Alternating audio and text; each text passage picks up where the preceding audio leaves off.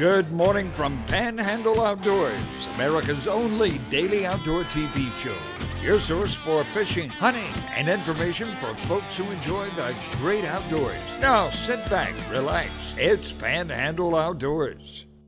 Good morning, folks. Welcome to Panhandle Outdoors. I'm Winston Chester. Glad you're on this Monday morning. What a way to start the week. Get up on Monday morning, turn on TV, and here with Panhandle Outdoors. And we're just glad you're with us and got some great week lined up. One thing's going to have some great weather all week long. It's just perfect. It's really, really nice. So I know I get a kick out of some of y'all telling me when you start watching the show, some of y'all are just waking up, some of y'all are rushing out the door to work, and some of y'all are just sitting down and drink a cup of coffee. So whatever phase you're in, I'm glad you're watching our show this morning. Let's start our weather brought to us by Haney Technical Center at the corner of Baldwin and Highway 77. It's going to be a high of 76 and a low of actually 59.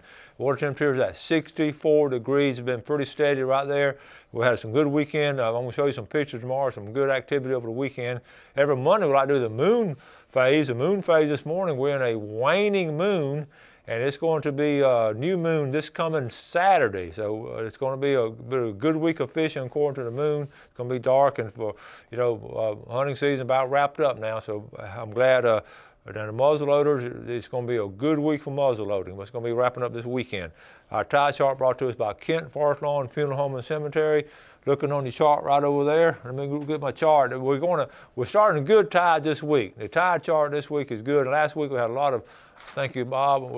Today is the 20th. Good strong tides all week long. We have a low tide at 245 and a high tide at 438. All right, that's Kent Forest Lawn. And we'll get the river readings tomorrow. The river's looking really good. Our Sandhill Seafood river reading, both rivers in good shape. Okay, let's take our first break and we'll be right back. Okay, welcome back. Trying to clean up my desk. I didn't realize it's so messy until I looked on the monitor now. It looks better, don't it? All right, let's look at a couple of pictures. We're going to have a lot more tomorrow, but let's start off with this first one here.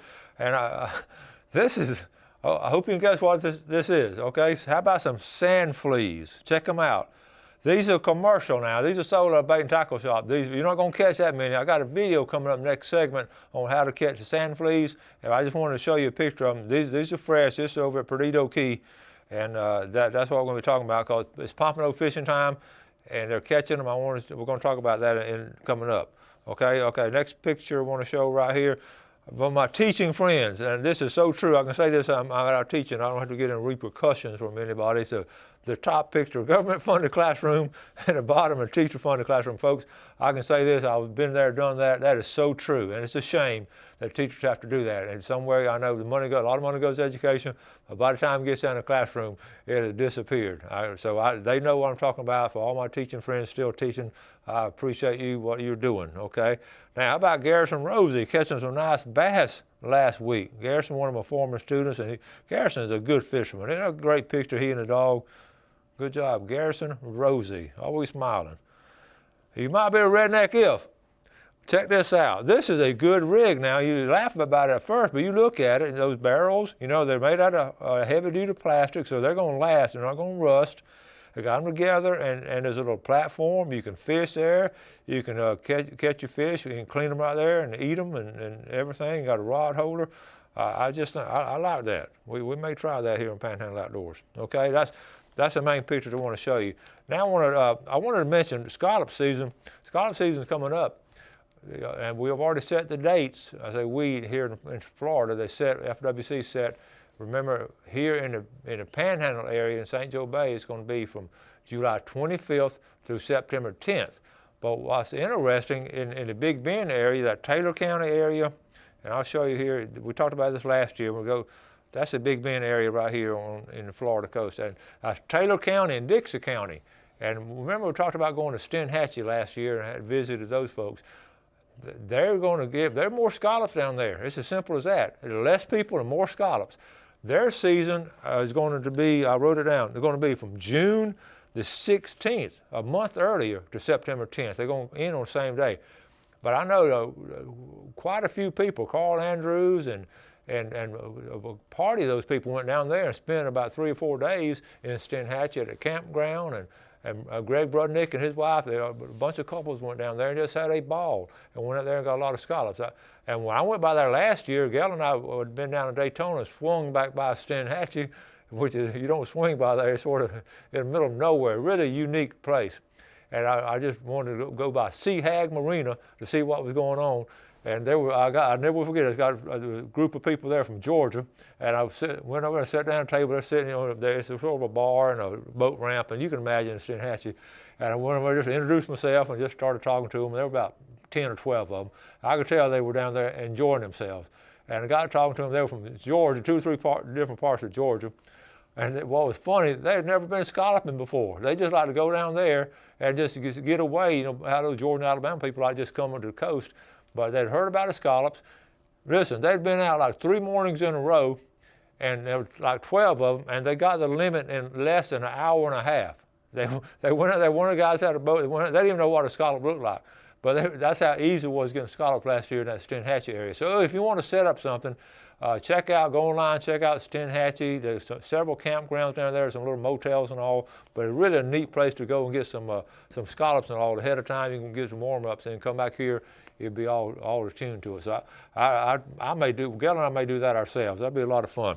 Second thing I want to mention, talking about groups of people, there's groups of people that, we always constantly have I wouldn't say a battle, always have people don't love the outdoors with a passion that we love it. And, you have your anti-hunters and anti-this and anti-that. And of course, some of those are wackos and all, but, there's always a group of people that they're trying to stop us from enjoying the outdoors. And we just have to be on our toes. And it could be hunting or it could be fishing. I know believe it or not, there's some people, groups now, and they're not groups working together, but they're all working for the same thing. And they really, I don't think they'll be happy until they won't let us keep any fish. They're different people. They just want us to release every fish we catch. And that's something we need to be aware of as outdoorsmen. We're not going to do that, but we need to teach our young people it's okay to go catch a fish and to take that fish home and eat it. It's not a crime, and that's what I see a lot of that. It's hard to pick out, but if you talk to people and read between the lines and what different groups and organizations are doing, you got recreational, you got commercial, you got different people fighting against each other and all the time. And people like us, we're caught in between of some factions that are very strong in their beliefs. So what we want to do is continue to preserve our resources, take care of our natural resources, especially, that's why we have limits, and we're really good about keeping limits. Every now and then we get a FWC, every now and then, pretty regular, we get an FWC report on people not necessarily keeping their limits, but it's okay to go out there and catch some trout and take them home and eat them, to gig some flounder, take them home and eat them, to catch a redfish, take them home and eat them, to catch a pompano, take them home and eat them, and to get some scallops and take them home and eat them. It's okay to do that. But like I say, there's some folks, and we need to be aware on top of that and teach our young people it's okay to do that. All right, I thought about that over the weekend, and that's been on my mind lately. Okay, just wanted to tell you all about it, and that's why we're here on Panhandle Outdoors, to keep everybody informed and entertained. Let's take our break, and we'll be right back.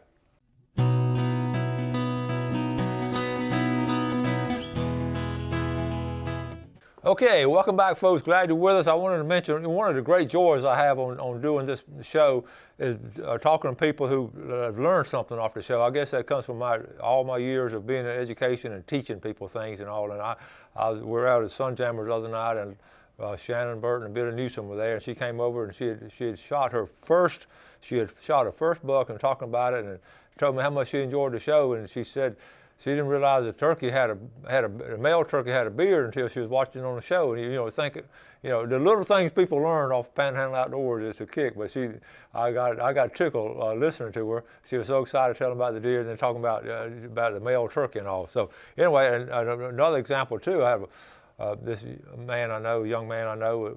He loves the outdoors and does a great job in the outdoors. He didn't know anything about pompano fishing, and several years back I was showing some on pompano video, and he picked up on it and called me and asked me different things, and I showed how to catch pompano. He basically learned how to do it watching the show, then went out to the beach and on the west end and started catching pompano. Well, the other day I saw where he had caught a bunch of pompano. I say a bunch, but what he did, he went by, he had enough, he went to work and took three different ladies working in his office, took each one of them a fresh pompano from catching pompano at the other end of the beach. And I was really tickled to see that because I know he learned it off here, and he was spreading that good. And some of them, they'd text him and Facebook, and they want to go pompano fishing now. So that's how it spreads out like that. You know, you share your knowledge, and they'll catch it and share their knowledge, and then get more and more people are enjoying it. And instead of going to do things they shouldn't do, they're going out to the beach on the weekend and catching fish and doing some good, wholesome activity. So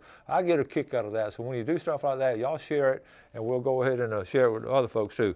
Now, I showed you the picture of the sand fleas. Speaking of pompano, the sand flea is the best natural bait for catching pompano. Simple as that. Now, the next best thing, we've talked about those little fish bite strips, and they're good. The only difference is they're both going to catch them. The difference is you have to go to the tackle store and buy those fish bites. And they're fairly, I think a package of them about $4 or $5 now. They weren't that expensive to start with, but now, and they're well worth that $4 or $5. But that sand flea, this is what it costs.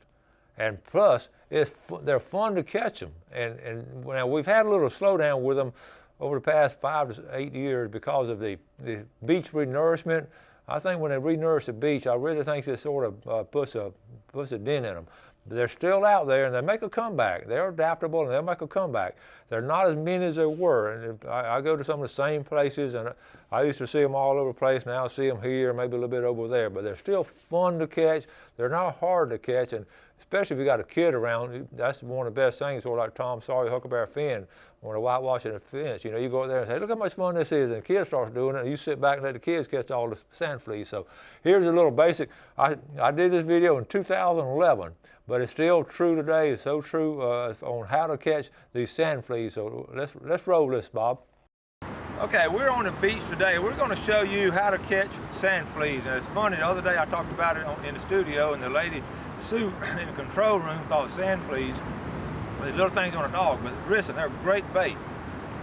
So we're going to show you how to catch them. Remember, we're going to look for it. First of all, they all have antennas, and they come up out of the sand. They're hard to find, but remember, they're in clumps. They sort of in families, or colonies maybe. And we'll go down beach and show you. Basically, the only equipment you're going to need is this little wire basket right here. Very simple. This came out of my wife's kitchen. We used to cook French fries in it. We don't eat French fries anymore, so we just use this just for sand fleas. So this is really only equipment. So we're going to sort of scoop them up under the sand. So come on. Okay, what I'm going to do, we look at when the waves are coming back in. You may not see it now. There's a little group of them sort of right down in there. They're coming up as the waves go back in. I'm going to run down there and point them out to you, and then before I try to get any.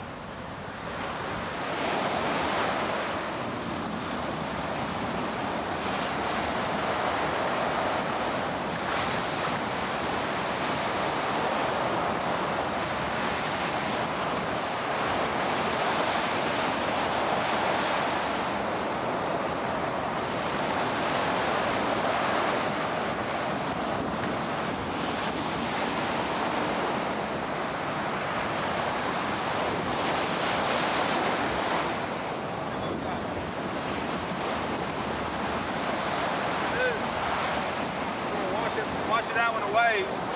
See how many we got.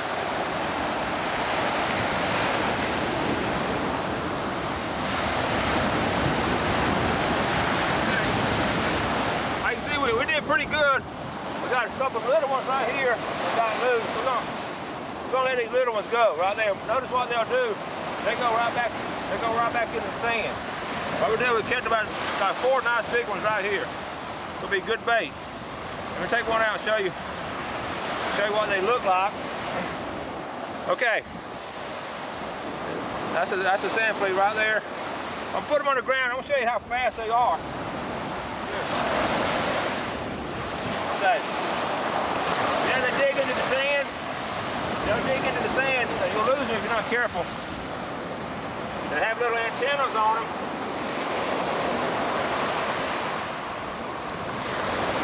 They'll play possum on you too. See the antenna right there? We'll let this go in the sand. Watch them dig. We may have lost him. Right there. See the little antennas right there? That's sort of what you look for. That's how they actually how they eat. He's going deeper. He's going deeper, but he's still there. See him right there? Okay. Great sand flea. Right there. Good pompano bait. We're going to talk about some more in a minute.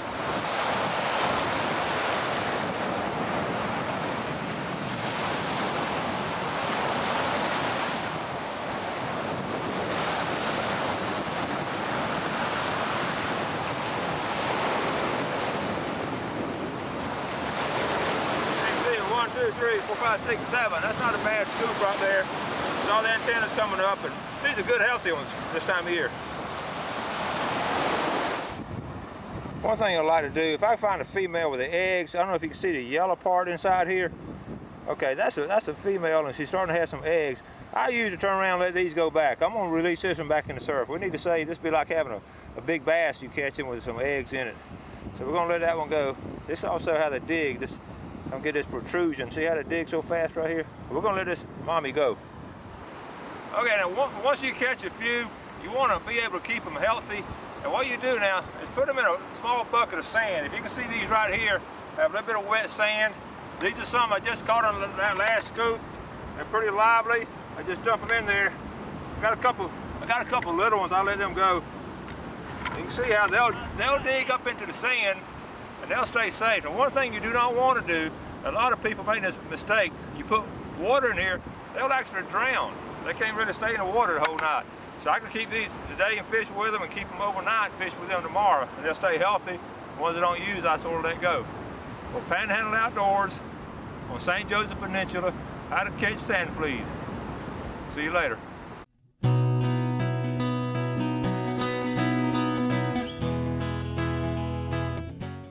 Okay, welcome back. Hope you enjoyed that. You see how much fun that is? And like I say, it's great exercise. You get free bait.